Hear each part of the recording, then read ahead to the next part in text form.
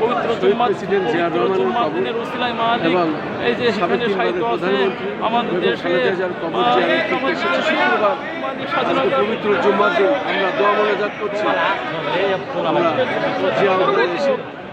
আমরা দুজনের কবর জিয়ারত করছি ইনশাআল্লাহ।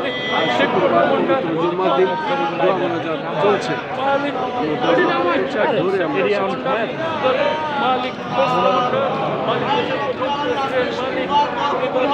ধরে আমরা হাত কাটতেছি মালিক তার জিন্দেগির সমস্ত গুনাহগুলি মালিক মালিক সহধর্মী নিয়ে মালিক এই মালিক মালিক অপারেশন নেত্রী মালিক দেশের জন্য অবুদ্ধ হয়ে একজন নেত্রী মালিক দেশের স্বাধীনতা সার্বভৌমত্ব রক্ষার জন্য মালিক সারা জীবন তার জীবনটা